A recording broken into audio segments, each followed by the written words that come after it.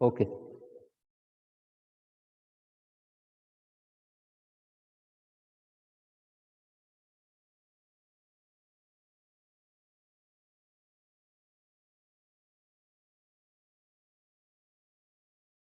Okay,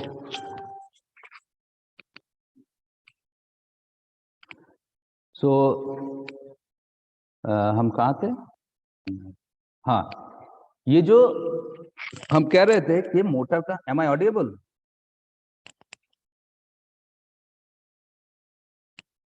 hello?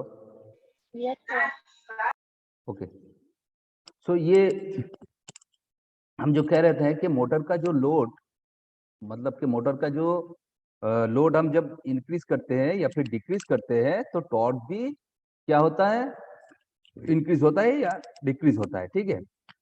लेकिन ये जो लोड जब हम इंक्रीज कर रहे हैं या डिक्रीज कर रहे हैं तो मोटर का स्पीड डिक्रीज हो रहा है या फिर इंक्रीज हो रहा है, लेकिन ये उतना ज्यादा इंक्रीज और डिक्रीज नहीं होगा स्पीड, ठीक है, क्योंकि थोड़ा सा स्पीड घटने से ही हमारा जो टॉर्क का वैल्यू है बहुत ज्यादा बढ़ जाता है, ठीक है। और थोड़ा सा अगर स्पीड हम लोड को कम कर देंगे, स्पीड को बढ़ा देंगे, तो क्या होगा, टॉर्क जो है हमारा वो बहुत ज्यादा डिक्रीज हो जाता है।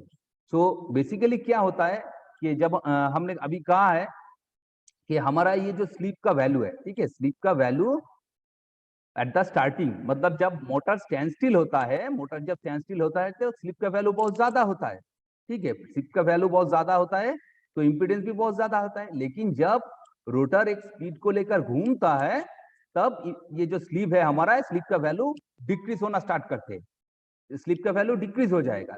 तो जब स्लिप का वैल्यू डिक्रीज होता है तो हम जानते हैं x2 जो है, x2 डैश मतलब s इंटू x2, तो इसका वैल्यू भी कम होगा।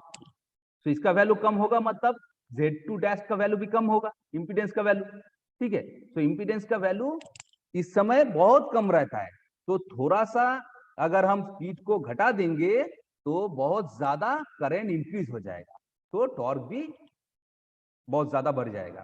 तो लोड को अगर हम, ये बात याद रखना, लोड को अगर हम इंक्रीज करें या फिर डिक्रीज करें, मोटर का स्पीड थोड़ा ही घटता है या फिर थोड़ा ही बढ़ता है, ठीक है। तो इसलिए हम, हमारा जो ये जो इंडक्शन मोटर है, induction motor nearly constant speed में ही रहता है, उतना ज्यादा वेरी नहीं करता है, ठीक है। तो यहां तक बात क्लियर है?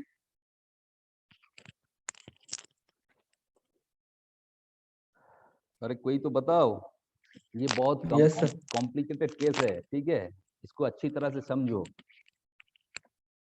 अगर कॉन्सेप्ट क्लियर होगा तब भी आगे जाके बहुत इजीली समझ पाओगे, ठीक है। और समझने में कोई दिक्कत है तो बताओ, हम एक बार नहीं हम 100 बार बताएंगे, लेकिन कोई भी कंफ्यूजन होना नहीं चाहिए, ठीक है। तो यहाँ तक एकदम पूरा का पूरा कॉन्सेप्ट क्लियर है कि लोड के साथ हमारा टॉर्क जो है कैसे इंक्रीज करता है, कैसे, ये तो हमने फॉर्मूले को तो दिखा दिया, ठीक है, फॉर्मूले को तो हमने दिखा दिया, लेकिन इसका जो एक्चुअली इसका जो कॉन्सेप्ट है कि टॉर्क कैसे लोड के साथ इंक्रीज होता है या फिर डिक्रीज होता है, ये वाला कॉन्सेप्ट क्लियर है ना? Yes sir. ओके, अच्छा, अब यहाँ पर एक क्वेश्चन आ सकता है, देखो, मोटर का जो ये हमारा, अगर लोड को हम इंक्रीज करेंगे, मोटर का लोड, तो टॉर्क भी इंक्रीज हो रहा है यहाँ पर। सो हमारा रोटर का लोड जब हम बढ़ा रहे हैं तो टॉर्क इंक्रीज हो रहा है, लेकिन लोड जब बढ़ रहा है तो इनपुट पावर भी तो बढ़ना चाहिए। नहीं, ये लोड टॉर्क को कैसे कैरी कर पाएगा, एक्स्ट्रा लोड को ये मोटर कैसे कैरी कर पाएगा? तो इनपुट पावर भी बढ़ना चाहिए, तभी तो ये बढ़ेगा, है कि नहीं, है कि नहीं?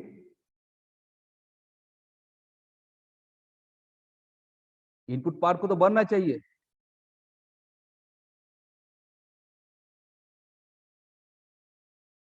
सौरभ, सर समझ में नहीं आया आप क्या बोलना चाह रहे हैं। देखो, जब मोटर का लोड हमने इंक्रीज किया, बढ़ा दिया, तो मोटर का पावर भी तो बढ़ना चाहिए। इनपुट पावर अगर नहीं बढ़ेगा तो ये एक्स्ट्रा एक्स्ट्रा जो टॉर्क है, ये एक्स्ट्रा टॉर्क हमें कहां से मिलेगा? ये क्वेश्चन आ सकता है ना दिमाग में। समझ में आ रहा है मैं क्या यस कर सर। रहा हूँ? सो ये जो इनपुट पावर है, इनपुट पावर कैसे इंक्रीज करता है? देखो, ट्रांसफार्मर वाला कॉन्सेप्ट को याद करो। जब हम क्या है यहाँ पर, जब हम देखो लोड, हमारा जो लोड है, मोटर का लोड को जब हम इंक्रीज कर रहे हैं तो क्या हो रहा है? यहाँ पर करंट भी इंक्रीज हो रहा है। तो करंट और इंड्यूस्ड ईएमएफ ये दोनों इंक्रीज हो रहा है, तब भी तो टॉर्क इंक्रीज हो रहा है। तो करंट जब इंक्रीज होगा, अकॉर्डिंग टू लेंज लॉ वो क्या करेगा? अकॉर्डिंग टू लेंज लॉ मैंने बताया, Lenz law, according to Lenz law वो करंट क्या करेगा? जिसके वजह से वो प्रोड्यूस्ड हुआ है उसको अपोज करेगा, है कि नहीं? Yes sir. मतलब जिस फ्लक्स के वजह से ये रोटर का जो करंट है इंड्यूस्ड हुआ है, उस फ्लक्स को ही वो अपोज करेगा। सो जब फ्लक्स को अपोज करेगा, आप स्टेटर साइड में आ जाओ, सप्लाई साइड में आ जाओ, तो क्या होगा? वहां पर जो बैक ईएमएफ होगा, वो बैक ईएमएफ कम होगा कि नहीं होगा? फ्लक्स को अपोज कर रहा है, तो फ्लक्स का वैल्यू घट रहा है। तो फ्लक्स जब घटेगा तो उसका बैक ईएमएफ भी घटेगा कि नहीं? बैक ईएमएफ का वैल्यू डिक्रीज हो जाएगा। तो बैक ईएमएफ का वैल्यू अगर डिक्रीज हो जाएगा तो इनपुट करंट जो है, इनपुट करंट का वैल्यू बढ़ जाएगा। हम जानते हैं बैक ईएमएफ कम होगा तो करंट भी बढ़ेगा, ये ट्रांसफार्मर में भी तो हम देखा है। सो जब उसका करंट, इनपुट करंट बढ़ेगा तो उसका पावर भी बढ़ जाएगा। मतलब हमारा जो इनपुट पावर है वो पावर भी इंक्रीज हो जाएगा। ठीक है, तभी इनपुट पावर अगर इंक्रीज करेंगे तो हमारा जो रोटर में जो हम एक्स्ट्रा लोड को लगा रहे हैं तो उसको तो वो कैरी कर पाएगा ना। अगर इनपुट पावर को नहीं बढ़ाएंगे, इनपुट पावर नहीं बढ़ेगा तो वो एक्स्ट्रा लोड को कैसे कैरी कर पाएगा? तो इसीलिए इनपुट पावर भी बढ़ जाएगा। ठीक है, तो ये बेसिकली हमारा टॉर्क वाला कंसेप्ट है। थोड़ा समझ में आया? Yes sir. कोई कंफ्यूजन?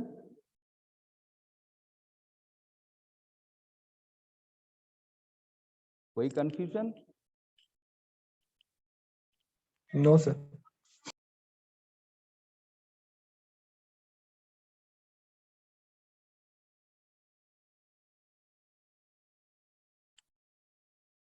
ओके,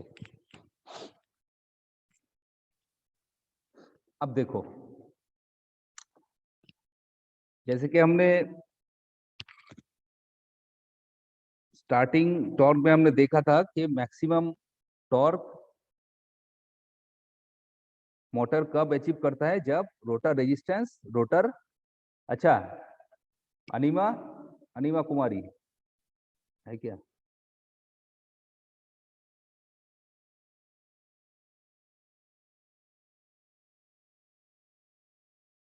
जूही कुमारी? Yes sir. अच्छा, वो स्टार्टिंग टॉर्क में जो मैक्सिमम टॉर्क वाला जो कंडीशन था, ठीक है, वो क्या था बताओ तो? किस कंडीशन में मोटर मैक्सिमम टॉर्क को अचीव करता है?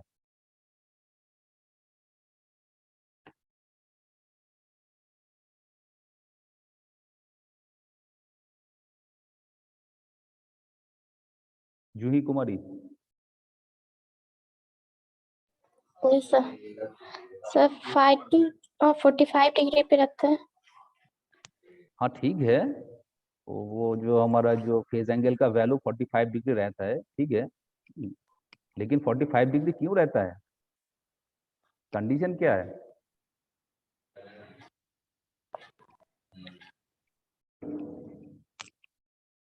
हम कंडीशन को पूछ रहे हैं।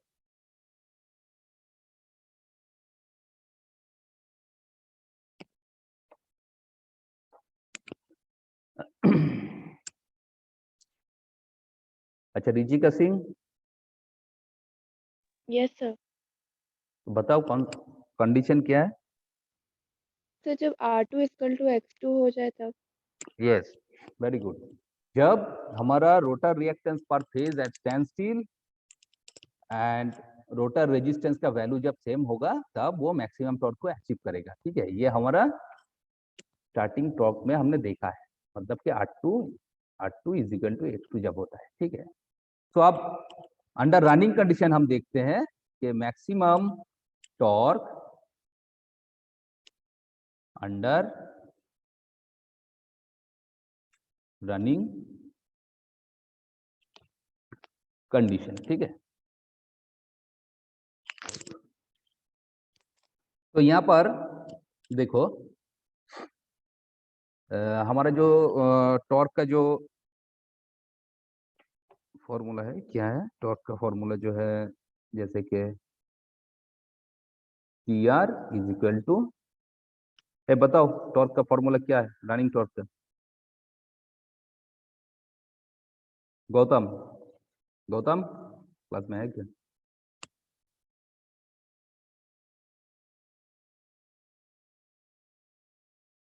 Gautam Kumar Mandal, yes sir.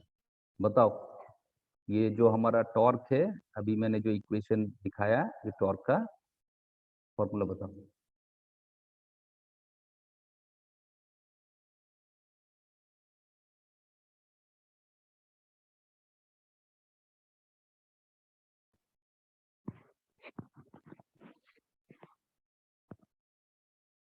लिख रहे हो? ये जो मैं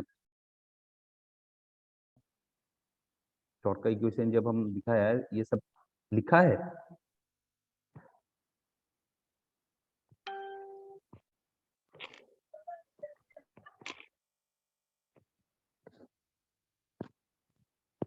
कि नहीं? No sir. ठीक है,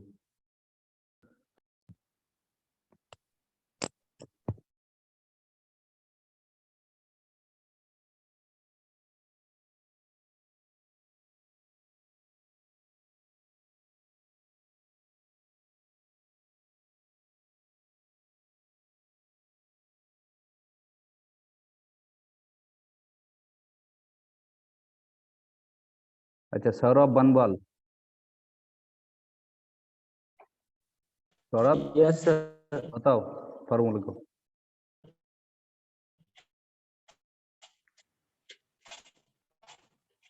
into SR2 K2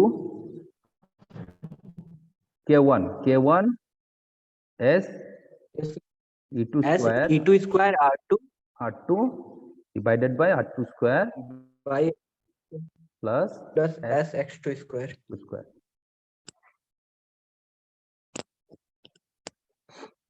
सो यहाँ पर देखो ये जो हमारा E है ये तो कांस्टेंट ही है। ठीक है, मोटर जब कांस्टेंट स्पीड में घूमता है तो ये हमारा कांस्टेंट वैल्यू है। तो इसको एक और एक कांस्टेंट ले लो, तो ले लो K2 S R2 divided by R2 square plus S into 2 square। ठीक है, ये हमारा क्लियर है।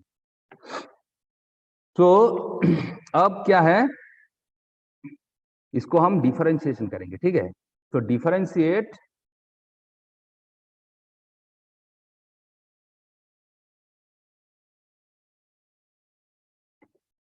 इक्वेशन और एक्सप्रेशन, तो ले लो एक number expression 1 with respect to slip. ठीक है, and equate the result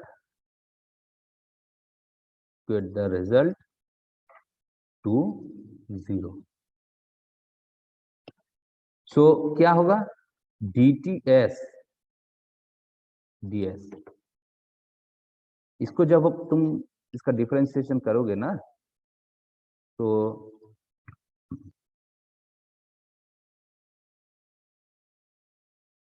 K2 S R2 divided by R2 square plus S X2 square. पिछले जब रनिंग टॉर्क स्टार्टिंग टॉर्क में हमने डिफरेंशिएशन करके दिखाया है, इसको तुम लोग खुद करोगे। ठीक है, तो इसको जब डिफरेंशिएशन करोगे तो यहाँ पर देखोगे कि R2 is equal to S into X2 ये आएगा। इसको जब सॉल्व करोगे ना, सॉल्व करने से क्या होगा, ये हमारा जो R2 है ये S इंटू X2 के साथ, S इंटू X2 के साथ क्या होगा, ये हमारा S इंटू X2 के साथ इक्वल हो जाएगा। ठीक है, सो हम लिख सकते हैं for maximum torque under running condition rotor resistance, अच्छा एक मिनट जस्ट वेट, हाँ हेलो,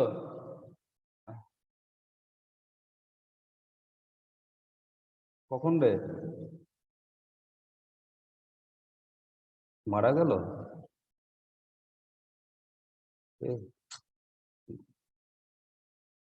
ঠিক আছে শোন, কাঁদিস না কাঁদিস না।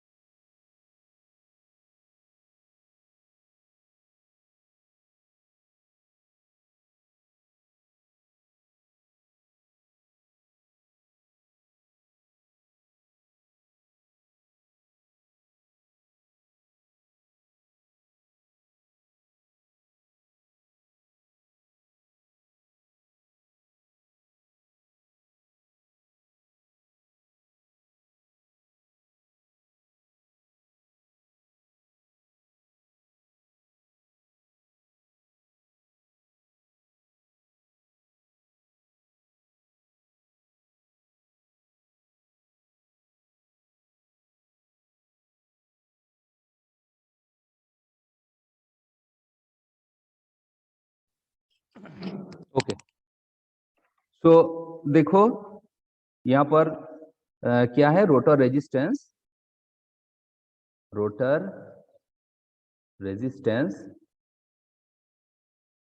पर phase is equal to fractional slip into standstill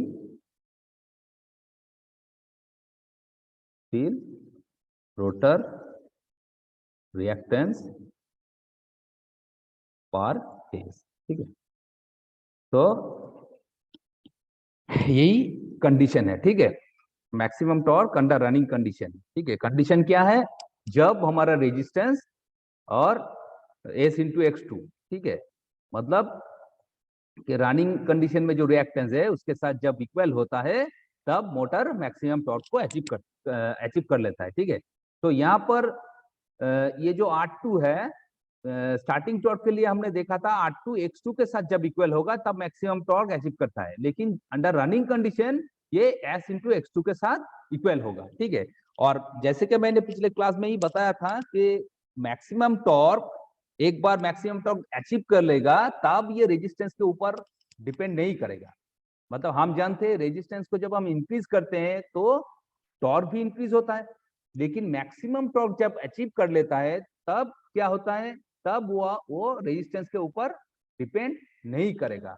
मतलब कि उसके बाद भी अगर हम रेजिस्टेंस को इंक्रीज करेंगे तो टॉर्क का वैल्यू जो होगा वो घटना शुरू कर देगा। ठीक है, तो यही मैक्सिमम टॉर्क वाला कंडीशन है। ठीक है, तो अब देखो जब मैक्सिमम टॉर्क होता है तो क्या होता है, R2 इक्वल टू X2 होता है। तो इसको ये टॉर्क का इक्वेशन में इसको पुट कर दो। ठीक है, ये वाला इक्वेशन में R2 के जगह X2 को पुट कर दो, क्योंकि ये तो इक्वल है। तो अब हम देखते हैं कि मैक्सिमम कंडीशन में टॉर्क का इक्वेशन क्या बनता है। ठीक है, तो देखो TR torque is equal to क्या होता है, 3/2 pi NS N suffix S। ठीक है, NS into S E2 square R2 divided by R2 square plus S into X2 square. अब देखो ये जो रेजिस्टेंस है, रेजिस्टेंस के जगह ये वैल्यू को पुट कर दो, S इंटू X2 को पुट करो, देखो क्या आता है। 3/2 ns into s e2 square R2 के जगह हम क्या पुट करेंगे, s इंटू x2, ठीक है, x2, और यहाँ पर R2 square plus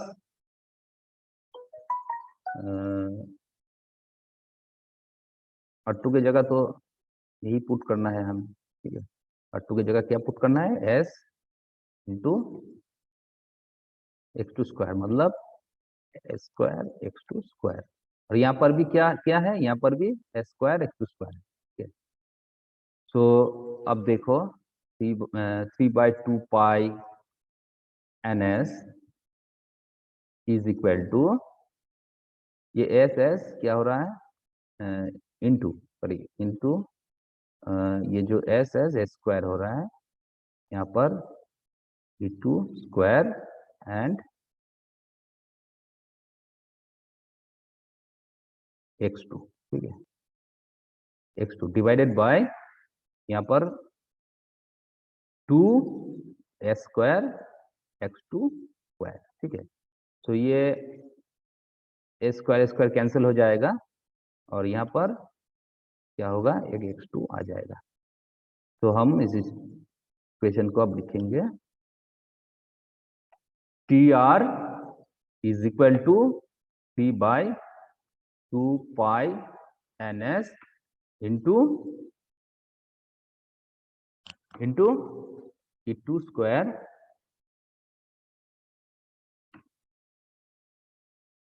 by 2 into x2, ठीक, 2 into x2। So maximum torque के लिए, मतलब कि maximum torque under running condition, हम टॉर्क का जो इक्वेशन को अप्लाई करेंगे, ये इक्वेशन को अप्लाई करेंगे, ठीक है, इतना बड़ा इक्वेशन को लेने की जरूरत नहीं है, ठीक है। तो इस ये इक्वेशन क्या है, TR is equal to 3/2 pi ns into e2 square by 2 into x2। तो ये वाला इक्वेशन, ये वाला इक्वेशन, दोनों इक्वेशन सेम ही है, ठीक है। सो यहाँ से साफ साफ क्लियर है कि हमारा जो रोटर का जो रनिंग टॉर्क है, ये रनिंग टॉर्क, ठीक है, इस रनिंग टॉर्क को यहाँ पर हम मैक्सिमम लिखेंगे, TM लिखेंगे, ठीक है। तो हम यहाँ पर TM लिखेंगे क्योंकि ये मैक्सिमम वैल्यू है। सो ये जो मैक्सिमम टॉर्क है, ये मैक्सिमम टॉर्क क्या होगा, ये वोल्टेज मतलब E2 स्क्वायर के साथ प्रोपोर्शनल है। तो E2 स्क्वायर के साथ प्रोपोर्शनल मतलब V के साथ भी, V स्क्वायर के साथ भी ये प्रोपोर्शनल होगा, ठीक है, ये पहला बात है। दूसरा बात क्या है, ये जो हमारा मैक्सिमम टॉर्क है, ये मैक्सिमम टॉर्क हमारा जो रिएक्टेंस है, इस रिएक्टेंस के साथ क्या होगा, स्टैंडस्टिल रिएक्टेंस के साथ इनवर्सली प्रोपोर्शनल होगा, ठीक है, ये बात याद रखना। तो यहाँ पर देखते हैं, तो इस इक्वेशन से हमें क्या मिला, देखो नोट। अच्छा, यहां तक क्लियर है?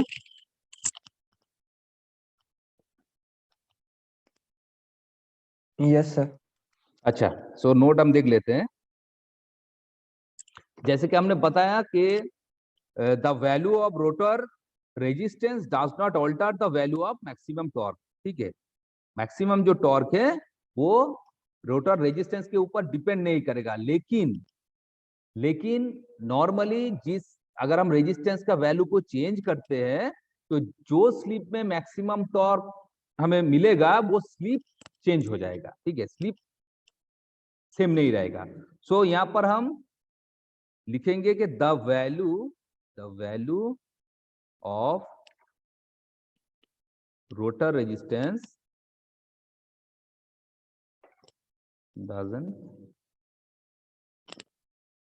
doesn't alter the value of maximum torque, doesn't alter the value of maximum torque, ठीक है, but only the value of the sleep, value of the sleep at which it occur,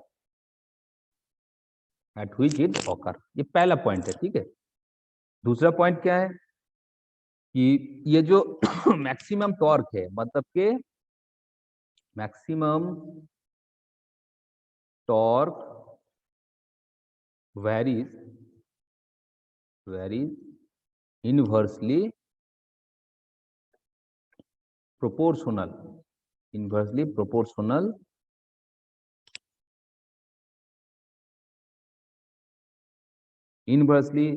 proportional to the standstill reactance, ठीक है।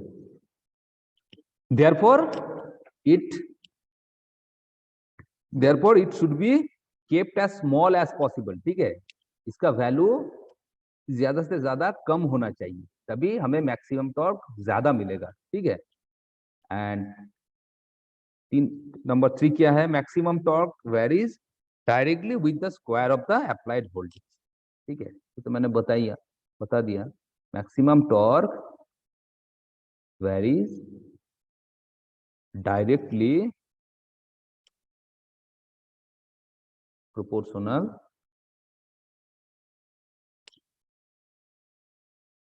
with the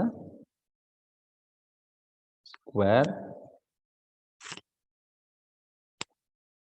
of the applied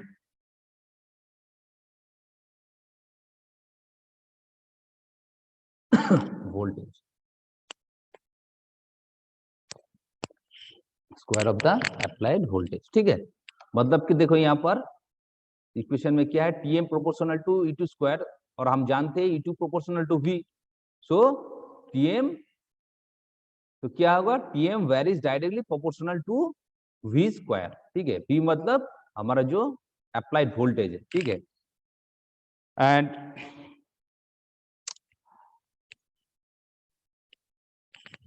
यही तीनों point है, ठीक है।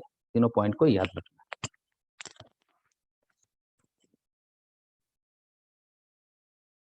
तो यहाँ पर देखो, यहाँ पर अगर हमारा ये स्लीप का वैल्यू अगर 1 हो जाएगा, कभी भी 1 होता है, तो ये स्टार्टिंग टॉर्क का इक्वेशन ही बन जाता है। तो दोनों इक्वेशन सेम है एक्चुअली, ठीक है। स्टार्टिंग में और एट द स्टैंड स्टिल क्या होगा, स्लीप का वैल्यू 1 होगा, मतलब वहां पर स्लीप का वैल्यू 1 होगा, एंड अंडर रनिंग कंडीशन यहाँ पर स्लीप का एक फ्रैक्शनल वैल्यू आ जाता है, ठीक है। तो यही हमारा रनिंग टॉर्क वाला कॉन्सेप्ट है। सो अब बताओ यहाँ से किसी को कोई समझने में दिक्कत है क्या?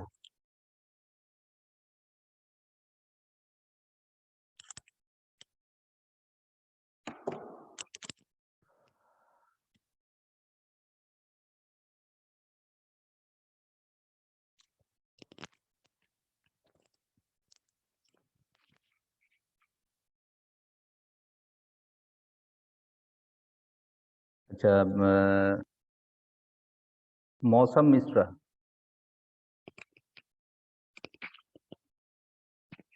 मौसम, am I audible? Yes, sir. अच्छा, मौसम मिश्रा,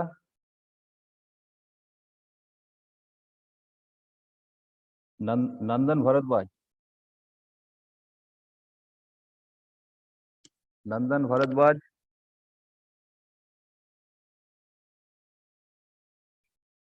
नंदन भारद्वाज, यस सर। सुनाई नहीं दे रहा है क्या?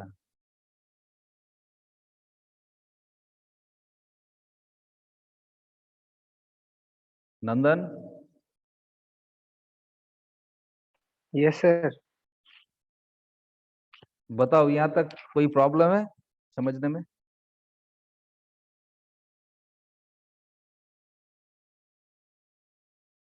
रेगुलर क्लास करते हो?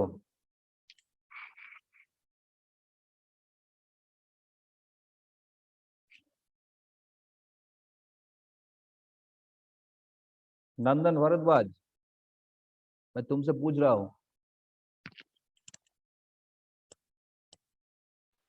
No sir.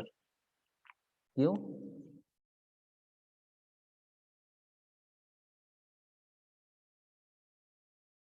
प्रॉब्लम क्या है? सर बीच में छूट गया था। बीच में छूट गया था। कितने क्लास किए हो?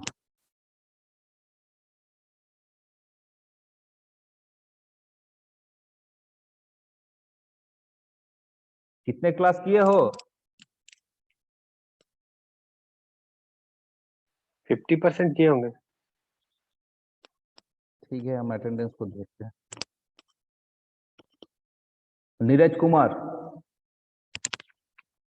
Yes sir. रेगुलर क्लास करते हो?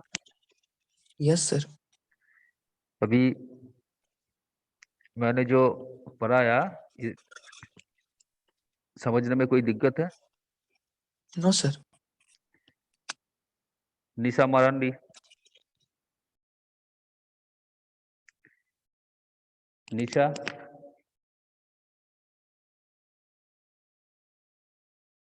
निशा Marandi, are you audible?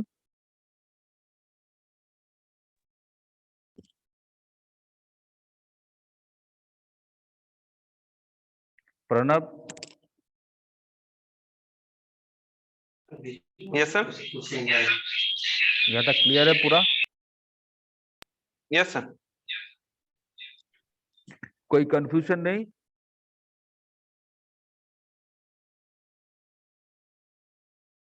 No, sir. Ruchika, Yes, sir. अब बताओ, यहाँ तक पूरा कॉन्सेप्ट क्लियर है? Yes, sir. Rituraj, Yes, sir. Regular class करते हो?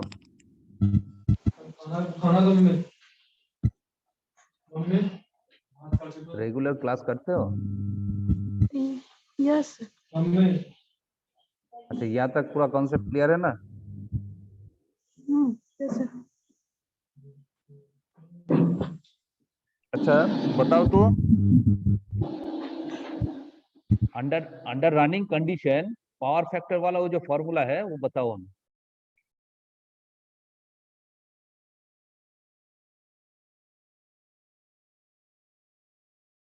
ऋतुराज, हाँ sir. under the running condition, what will be the value of rotor current?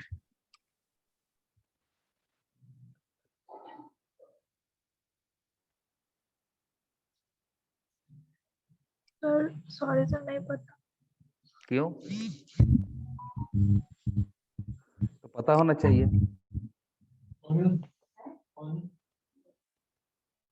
ठीक से पढ़ाई करो, ठीक है?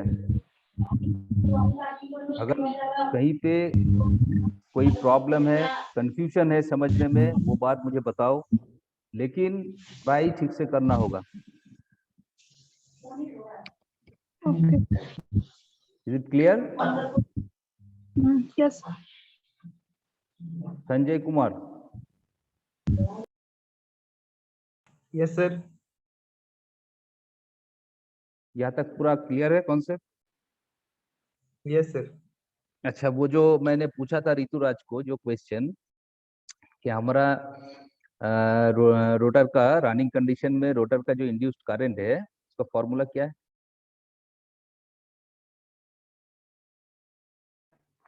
अभी नोट्स बनाया नहीं है सर, ये लेक्चर खत्म होने के बाद बनाते हैं। तो नोट क्यों नहीं बनाया? नोट नहीं बनाओगे नोट तो सर पढ़ोगे कैसे? सर उसमें बना sir, at a time sir समझना और नोट्स बनाना सर नहीं पॉसिबल हो पाता है। ये तो हम क्लास में ही तो सब नोट दे रहे हैं।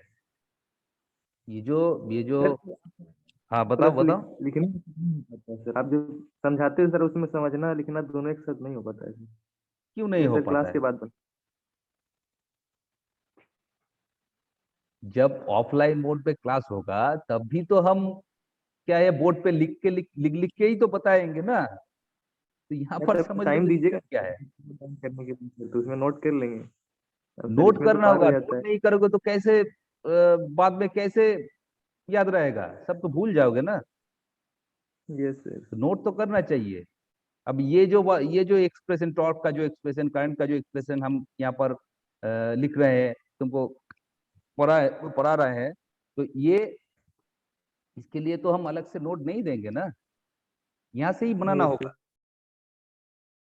जो क्लास के हम जो नोट्स जो क्लास में हम नहीं कराएंगे, वो नोट हम तुम्हारे गूगल जो क्लासरूम है वहां पर अपलोड कर देंगे, लेकिन ये वाला तो लिखना चाहिए।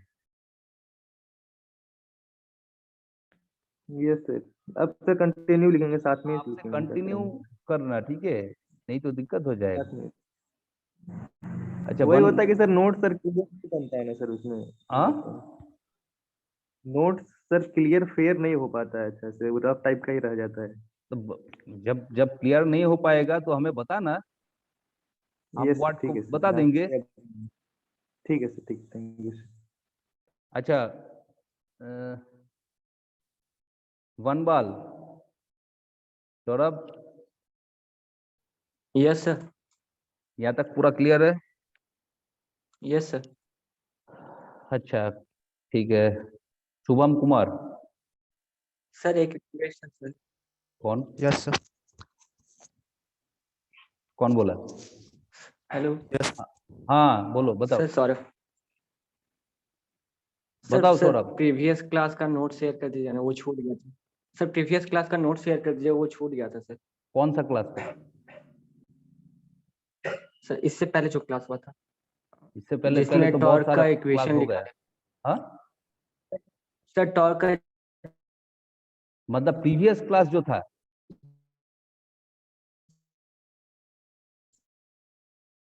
प्रीवियस जो इक्वेशन क्लास था, निकाला था rotating torque. Yes sir. Sir ये production of rotating field, production of उसका rotating vertical magnetic component. Field, मतलब कि वो जो एनालिटिकल मेथड हमने करवाया था, production of rotating yes sir, magnetic vertical field का वो कंपोनेंट से जो छूट गया था। एनालिटिकल मेथड है, वही बोल रहे हो ना? Yes sir. अच्छा ठीक है, हम दे देंगे। हाँ, ओके, अच्छा। थैंक सुनीता कुमारी, Yes, sir. रेगुलर क्लास करते हो? Yes, sir. यहाँ तक समझने में कोई दिक्कत है? No, sir. क्वेश्चन पूछूं क्या? No, sir. नो। अच्छा ठीक है, अब टाइम खत्म होने वाला है, तो अ, आज का टॉपिक यही पर था, यही तक। अब नेक्स्ट क्लास में टॉर्क के ऊपर कुछ न्यूमेरिकल को हम सॉल्व करेंगे, ठीक है? सो ओके, ठीक है, thank you, I am ending my class. Thank you sir. Thank you. Thank you sir. Okay, sir.